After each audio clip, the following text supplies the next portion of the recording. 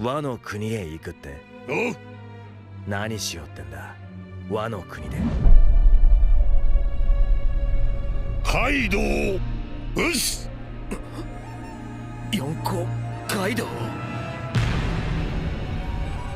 ルフィのやつ、今度はカイドウに喧嘩を売るっていうのか。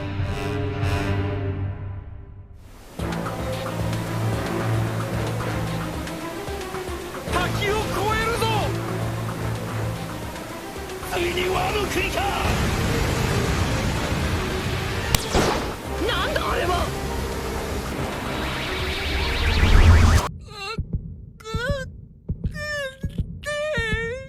おい、まさか。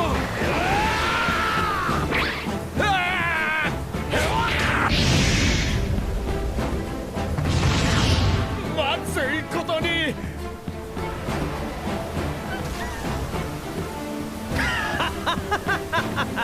そういう態度じゃねえだろうよ。Bonjour tout le monde et bienvenue au Bon Corvo, voici Kitaro et voici Kamaltero. Et bienvenue dans notre analyse complète du chapitre 981 de One Piece. Ça y est, Marco est là et ça change absolument tout. C'est le personnage qui va faire rentrer Onigashima dans une toute autre dimension. Il représente l'accès à l'île, l'accès à une guerre immense. Parce que si lui, ce personnage qui n'avait absolument aucune raison de venir et qu'il a bien expliqué lui-même, si il est là, ça veut dire qu'absolument tout le monde peut venir. Ce qui se passe est sans précédent et c'est du coup normal puisque ça va être la continuité logique de quelque chose qui va partir. Mais faut le dire les amis, je suis désolé, en couille. Ça va partir en coronesse non-stop. C'est de la grosse bombe, disons-le, ça va partir en flèche en première partie. Il va falloir évoquer les conditions qui ont été rassemblées pour que Marco le Phénix puisse venir enfin ici avec ses belles lunettes. C'est un daron le gars. Et les incidences que cela a avec la famille de Big Mom. Et en parlant de Big Mom, forcément en deuxième partie nous devons aborder le sujet du quartier des plaisirs, de la surprise de Big Mom face à Chopper. Un running gag qui raconte beaucoup plus de choses qu'il n'y paraît. On vous explique tout ça en deuxième partie. On a concocté quelques petites théories pour les futurs combats de One Piece et si notre travail vous plaît, on espère que ça va vous plaire, on a encore passé tout le week-end à le faire, et bien n'hésitez pas à nous rejoindre sur la chaîne en vous abonnant au Mon Corvo, c'est gratuit, c'est cool et en plus il y a Marco le Phénix donc. Et en parlant de théories pour les combats, ça nous amène directement, dis donc on fait bien le travail quand même, à la troisième partie qui va être le battle qui est au milieu de ce crâne ici, avec la révélation des numbers, un petit peu de débat parce que ben c'est pas forcément que du beau.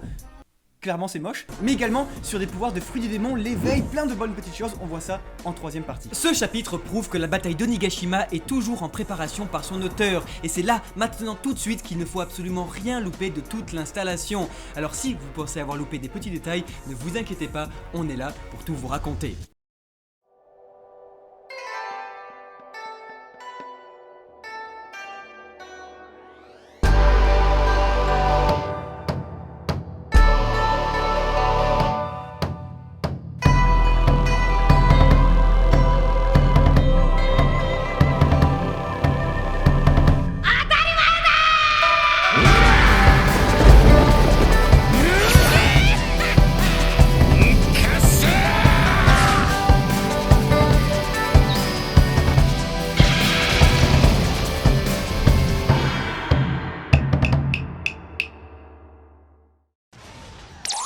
ヤサカニのマガタマ。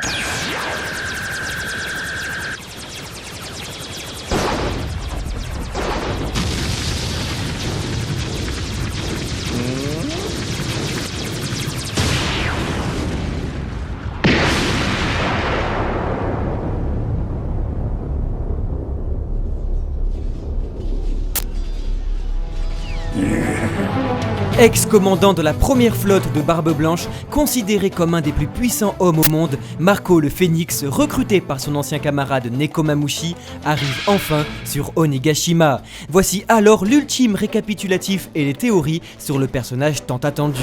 Marco est là. Seulement, c'était il y a 2 ans, lors du chapitre 909, en juin 2018, que le chat s'était confronté à un refus de l'oiseau qui ne pouvait pas se rendre sur Wano Kuni car obligé de défendre le trésor du père face à la colère du fils. そういや今七部会のウィーブルってやつが親父の実の息子と名乗り白ひげゆかりのやつらを襲ってる。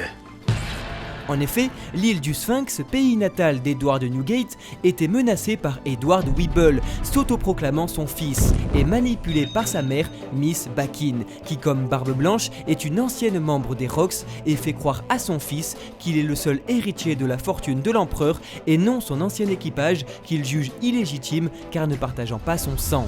Il est clair et net par la réaction de Neko et Marco que Weeble et Miss Bakin, imposteurs ou non, furent reniés par Barbe Blanche.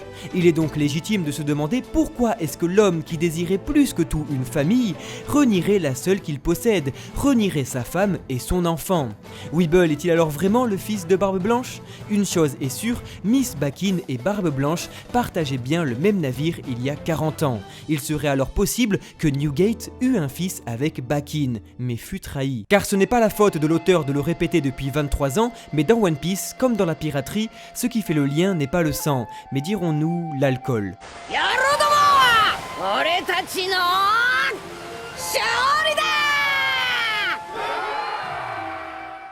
Ainsi, que ce soit la flotte de Luffy et son équipage, Barbe Blanche et sa flotte, les 3 frères du Mont Corvo ou les 3 de l'ancienne ère, aucun ne partage le même sang, mais sont pourtant de la même famille. Ce serait donc dans une magnifique ironie que la seule famille que Barbe Blanche ait véritablement reniée était en réalité la seule dans laquelle coulait son propre sang. Expliquant pourquoi il prit Portgas the Ace sous son aile, lui aussi dans la même situation après avoir renié son père pour en trouver un autre. Possédant ainsi la plus haute prime des Shichibukai, Weeble traque Barbe Noire pour le tuer, mais aussi toutes les divisions de l'ancienne flotte de Barbe Blanche, en ayant déjà décimé 16, preuve de sa véritable puissance. Ainsi, Marco le Phénix était le prochain sur la liste. Mais alors que s'est-il passé pour que le Phénix change d'avis et se rende lui-même au pays de l'harmonie en laissant derrière lui le trésor de son père ? Tout simplement la rêverie et ce qu'elle a engendré, car 2 semaines se sont écoulées depuis la rencontre entre Nekomamushi et Marco. En effet, c'est en retrouvant Kinemon sur Wano Kuni au chapitre 920 que Luffy apprend que le raid pour Onigashima se déroulera dans 15 jours. Alors, la rêverie s'est déroulée et l'ordre des Shichibukai fut aboli.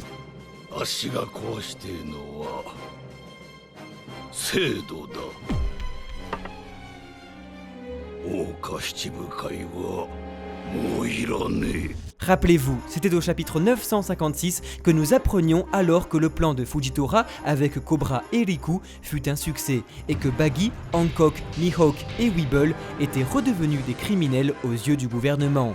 L'ordre des corsaires étant désormais remplacé par le SSG, branche scientifique de la marine menée par Vegapunk, ayant comme il y a 2 ans avec les pacifistas, créé cette fois-ci une force telle qu'elle est capable de remplacer un des 3 piliers du monde.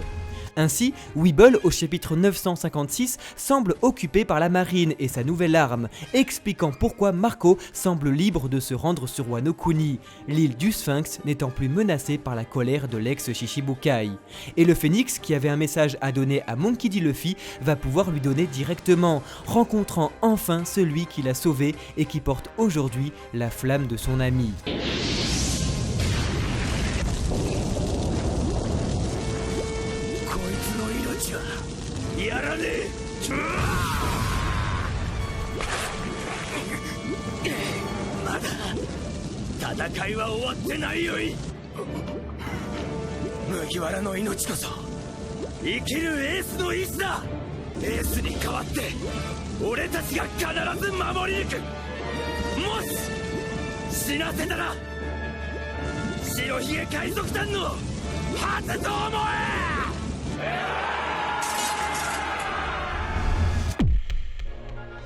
De plus, l'arrivée de Marco apporte un nouveau médecin à l'Alliance, et pas n'importe lequel, car capable de transmettre sa régénération de phénix à autrui, et donc capable de guérir toute blessure grâce à ses flammes.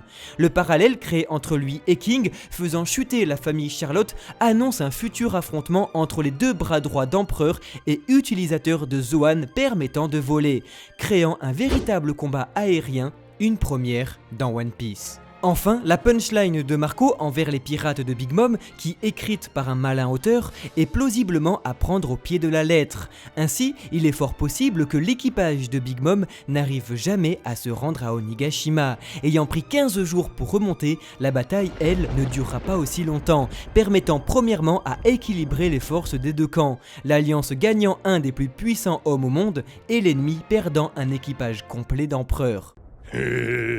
やっと気づきやがった。 À la fin de la guerre de Marineford, Barbe Noire annonçait que l'époque de Barbe Blanche était révolue et que maintenant s'ouvrait une nouvelle ère, celle de Barbe Noire. La notion d'ère étant très importante au Japon, étant le calendrier politique du pays depuis plus de 1500 ans. Ainsi, les paroles de Marco, à première vue comiques, seraient à prendre au sens littéral, car quand Kaido sera tombé et Luffy grand vainqueur de la bataille, oui, le monde et sa géopolitique aura changé, ce sera une nouvelle ère, une nouvelle époque, permettant à ce que le running gag se prolonge en triptyque, avec pourquoi pas l'arrivée de Barbe Noire au milieu de la bataille et un Lafitte capable lui aussi de voler ferait tomber une nouvelle fois le Queen Mama, ne permettant définitivement pas à la famille Charlotte de rejoindre la bataille avant qu'une nouvelle ère se lève. Les détails du mangaka permettent de retrouver le navire de Nekomamushi déjà aperçu au chapitre 909 et qui reprend l'architecture des bâtiments Minx du chapitre 806. Et alors que nous pensions qu'avec l'arrivée du chat, tous les fourreaux rouges seraient enfin réunis, il en manquait un qui a grandi avec Oden pour finalement rejoindre Barbe Blanche et devenir le 16e commandant de sa flotte. Présent à Marineford et témoin du miracle du chapeau de paille, Izo, frère de Okiku, est lui aussi de retour pour venger son maître. Magnifique parallèle de celui qui durant la première guerre de l'œuvre était venu sauver Portgas the Ace, 2e commandant de la flotte, va aujourd'hui dans la 2e guerre du manga venger Oden Kuzuki, ex-2e commandant de la flotte. Il est aussi possible que les survivants de la bataille de la vengeance contre Barbe Noire, portés disparus, et les rescapés de la chasse de Weeble se trouvent aussi sur le navire pour participer à la bataille, permettant pourquoi pas le retour de Jaws. Ainsi, avec la trahison de Kanjuro, les réduisant à 8, les fourreaux rouges sont aujourd'hui bel et bien 9, et la prophétie de Toki va pouvoir se réaliser. Les 9 ombres du passé sont de retour, projetées sous la pleine lune, permettant alors à Nekomamushi comme au reste des Minx de dévoiler comme annoncé au chapitre 819 leur forme sous longue pour se venger de Jack. Absolument tout est en place et c'est avec l'arrivée des renforts et la réunification des fourreaux rouges que l'espoir renaît. Oui, finalement, il est peut-être possible de gagner cette guerre.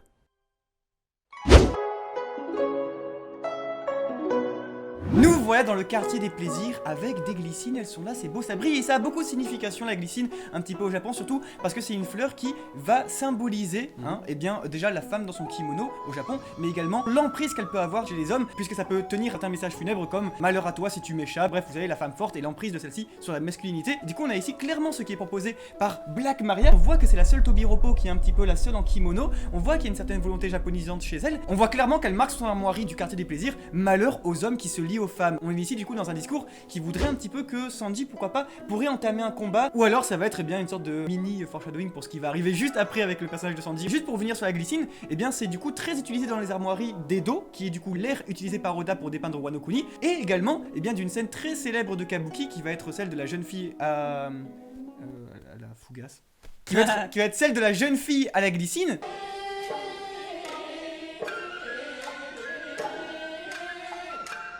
Dans cette pièce, la jeune fille, qui pourrait représenter Black Maria, va tomber amoureuse d'un jeune homme, mais vu que l'amour ne sera pas réciproque, elle va tomber en dépression. Alors bon, vu que c'est une pièce de Kabuki extrêmement célèbre, et que Wano Kuni se passe pendant l'ère d'Edo, et que Wano Kuni se passe sur une pièce de Kabuki, théâtre traditionnel japonais, il semblait important de le préciser. Peut-être possible théorie à pister sur le personnage de Black Maria. Et Eiichiro-Oda, malin comme il est, il va piéger 2 fois les lecteurs dans le même chapitre. La première fois, c'est avec Big Mom, en nous faisant croire que c'est bien Black Maria qui va être présentée dans le quartier des plaisirs, parce que c'est elle qui est citée juste avant, et que dans la silhouette on peut voir une femme avec des baguettes dans les cheveux, avec des bagues aussi, exactement la silhouette de Black Maria, mais non, il s'agit finalement de Big Mom. un peu plus rond, ce qui fait que la surprise est totale. Et la deuxième fois, bah, c'est tout simplement aussi avec Marco et King, alors que King est cité juste avant, et ben Eiichiro Oda présente la seule silhouette capable de voler avec 2 ailes, et ben c'est tout simplement Marco. On ne pouvait pas s'y attendre. Eiichiro Oda aura fait littéralement un jeu d'ombre chinoise. On retrouve un Sanji qui sort du quartier des plaisirs totalement dépité, et Oda encore une fois qui piège les lecteurs en nous faisant croire que c'est parce que aucune femme n'est disposée, tout le monde est absent parce que le grabuge a commencé sur le centre de l'île. Mais en fait, c'est Big Mom. Je veux dire, ça me bute l'ironie. Malheur aux hommes qui se lient aux femmes. Encore une fois, le personnage de Sanji, il est vraiment, mais totalement bullied par son auteur. Genre vraiment, Oda, il prend Sanji, il fait comme ça. Tu voulais quelque... Non, tu l'auras pas. Tiens, tais-toi. Pour ceux qui pensaient que Sanji aurait dû remarquer la présence de Big Mom et tout ça, vu qu'il est quand même assez connu pour son acquis d'observation au sein de l'équipage, bah je vous rappellerai qu'il faut être calme et détendu et concentré, regardez comme il avance. Voilà, une flemme de développer, vous avez vu Sanji. Quelque chose qui nous a vraiment aussi beaucoup plu, c'est l'abnégation de Kinemon qui est prêt à sauter dans l'eau pour ne pas être repéré. Alors qu'il a un fruit du démon, et ça c'est quand même assez incroyable, il a juste un fruit du démon, et il en est tellement au point d'oublier qu'en fait il peut pas nager. Donc qu'est-ce qui s'est passé? Est-ce qu'il est dans l'eau? Est-ce qu'il est aidé par des hommes? Est-ce que c'était au courant et tout? Eiichiro Oda, il aura vraiment ici peint le caractère des samouraïs. C'est un extrême de l'honneur, du plan, du code et tout, et c'est vraiment, si je dois crever, je vais mourir, si je dois sauter dans l'eau, je saute dans l'eau, je m'en fous. Il y a pas de 2 secondes à perdre en fait, et ça qui est vraiment pour le coup, bon... Vous le savez, Kinemon c'est le meilleur personnage du monde. Cependant, il y en a un qui peut pas sauter. Il y en a un, il peut pas, il peut aller nulle part. Pourquoi? Parce qu'il est dans son char. Et ça, c'est encore une très belle construction d'Oda qui, juste sur un diptyque avec le chapitre précédent où on le voyait sur son char et tout ça, c'est super beau parce que finalement, le char qui chérissait tant et qui lui permettait de revenir la figure de Chopperman commentant et tout, et bien ici, c'est sa putain de prison. Il y a tout le monde qui peut sauter sauf Chopper. Également, Usopp qui, du coup, est à l'intérieur. Il faut pas l'oublier. Il faut bien que quelqu'un conduise ce tank. S'il avance, c'est grâce à quelqu'un. Vu qu'on a vu Carotte et Nami qui sont descendus, Usopp va devoir faire face à Big Mom, et ça nous fait penser que si Carotte et Nami sont descendus, ça va permettre à Oda, qui a la fâcheuse tendance de séparer ses personnages, à encore les subdiviser davantage. Si on avait une équipe Est qui partait et qui maintenant est divisée en équipe Est et Est 2, puisqu'il y en a une qui va directement rentrer dans le crâne et une qui va aller directement dans le château, eh bien nous avons ici une partie des Mugiwara et des forces alliées qui vont aller dans le quartier des plaisirs pour réaliser des combats, et étant donné qu'on est quand même dans une certaine éthique chez Eiichiro Oda, eh bien ça va être les femmes qui vont rentrer dans le quartier des plaisirs pour se battre contre des femmes. C'est une manie des mangaka de faire ça. Personnellement, moi si je peux mettre mon veto là-dessus, bah je trouve que c'est nul, hein, voilà, clairement je trouve que c'est pas forcément ce que j'ai envie de voir, mais par contre, eh bien ça peut être très intéressant pour créer un petit peu du combat Black Maria contre Carotte et Nami, ça pourrait se valoir. Et Shinobu, ne l'oublions pas. Donc oui, en effet, Eiichiro Oda, son habitude c'est de diviser encore les effectifs, créer plusieurs scènes différentes pour plusieurs petits arcs différents. C'est quelque chose que j'apprécie énormément, comme quelque chose que je refute. Ici, toutes les femmes avec toutes les femmes dans le quartier des plaisirs, et pourquoi pas Sanji au milieu de tout ça, peut-être pouvoir faire évoluer un peu le personnage dans ce sens-là. Ça manque une chose, c'est une bataille rangée en fait. C'est ce qu'avait Marineford, et c'est ce qui faisait toute sa puissance. C'était vraiment 2 rangs qui se foutaient sur la gueule, et ça créait un véritable champ de bataille. Alors qu'on avait carrément 4 équipes qui se divisaient sur l'île, maintenant chaque équipe est divisée en plus petites équipes. C'est vraiment du Eiichiro Oda, et j'espère que peut-être en deuxième partie de la bataille, on aura une guerre rangée, tous alignés, et qui vont vraiment aller se foutre sur la gueule, et pas que des petites scénettes un peu par-ci par-là. Clairement, on voit que c'est en 2 temps. La guerre est tellement énorme qu'Eiichiro Oda il peut pas vous faire une sorte de on remue la boule à neige et on va voir qui survit. Aussi, dans un sens, c'est bien quand même. Enies Lobby, c'est ça, et c'est shonen, et c'est ce que tout le monde attend. On attend ça, et c'est comme Denjiro qui, de son côté, va sûrement subdiviser ses forces également et trouver, à l'instar du quartier des Black Maria, peut-être lui aussi un quartier de Tobiropo. Et du coup, on va commencer à avoir nos petits duels. Et alors, pour finir avec le plus important, c'est bien Chopper et Big Mom. Les deux se retrouvent et ça se termine sur un véritable cliffhanger. Et moi, c'est ça qui m'intéresse ici. Et ce que, alors que le Brachio Bomber de Queen avait fait retrouver la mémoire à Big Mom, est ce que le visage de Chopper, celui qui l'avait aidé pendant quelques jours là, est-ce que ce visage ne va pas faire revenir Olin en fait? Oh, Olin da! Olin! Omae no namae wa Odin? Cet enfant, la petite Big Mom coincée là, amnésique, petit enfant qui suivait Chopper pour la soupe d'haricots rouges. Tout simplement parce qu'il faut savoir que en étant Olin, c'est la petite fille avant tout le drame qui s'est déroulé de sa vie, avant Mother Carmel, avant tout ça.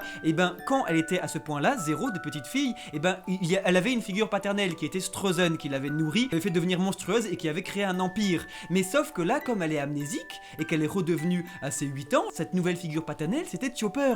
Ça qui est hyper beau, ils ont une magnifique magnifique relation, l'énorme créature et la toute petite créature là. Est-ce que Chopper ne va pas redevenir un peu le père spirituel de Big Mom, avec pourquoi pas aussi Otama? Leur but premier, entre le chapitre 930 et 935, c'était bien de rencontrer Queen pour manger de la soupe d'haricots rouges, pour la donner à Big Mom. Et comme Eiichiro Oda, comme que par hasard, dans la bataille d'Onigashima, réintroduit au chapitre 979 la soupe sucrée d'haricots rouges, et ce que Chopper ne va pas retrouver Olin et va lui dire: il y a de la soupe d'haricots rouges là-bas, est-ce que tu peux aller y retourner? Et surtout, le running gag se referait, voir Queen retirer une de ses tronches face à Big Mom qui arrive, il serait totalement pas bien, et ça permettrait encore une fois d'équilibrer les forces, on aurait un empereur de chaque côté.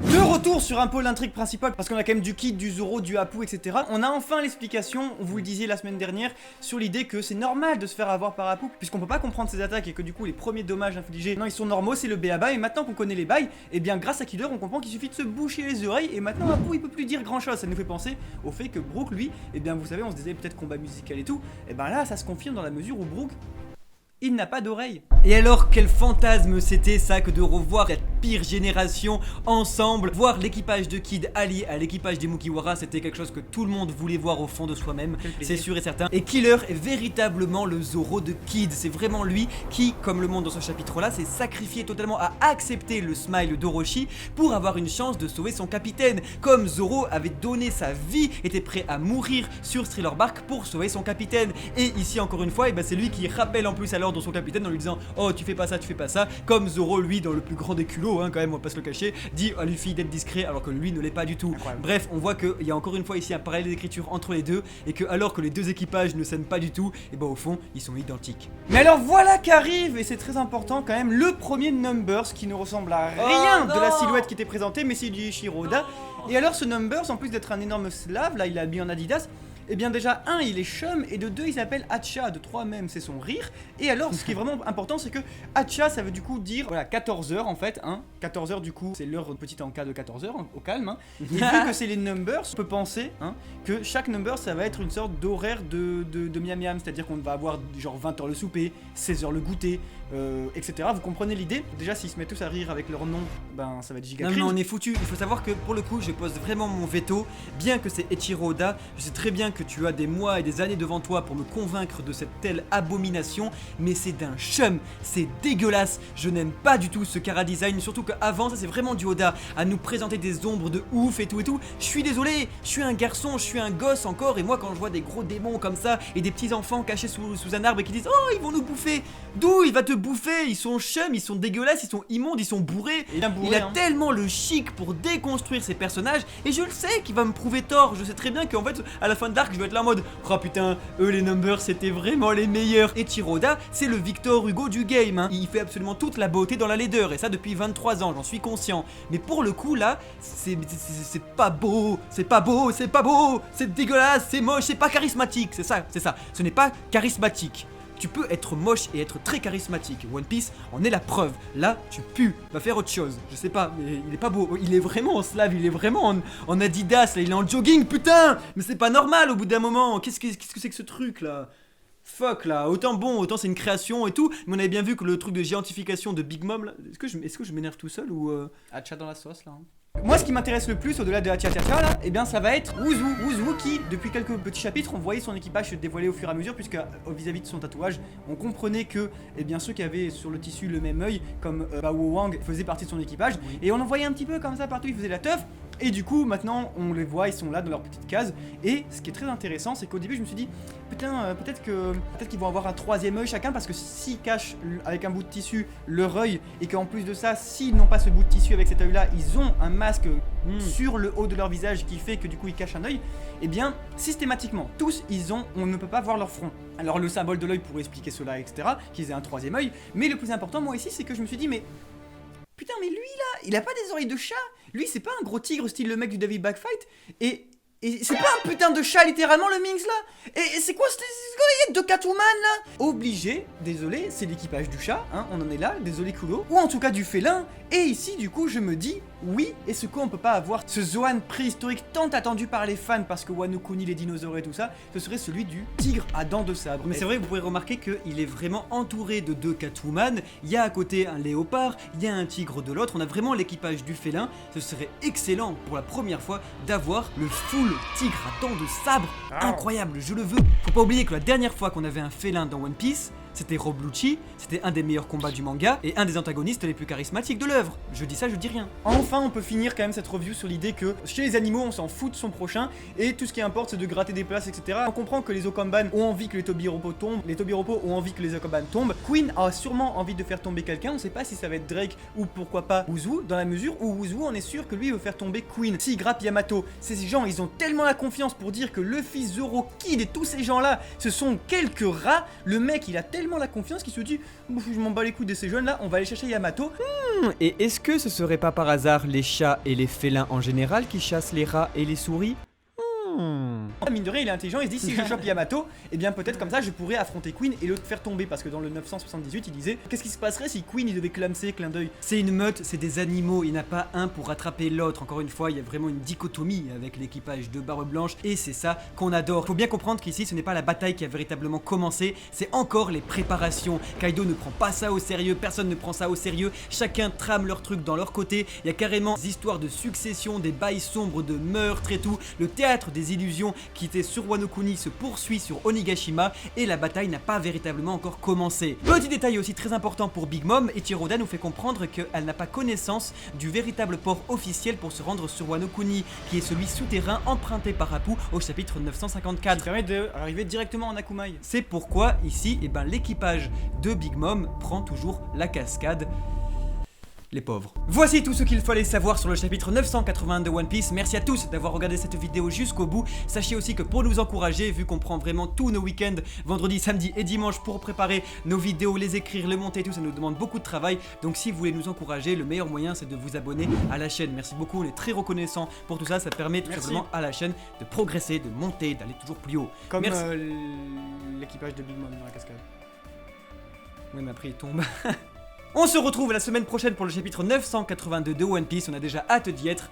Merci à tous, c'était Kitaro et c'était Kamaltero. Ciao ciao.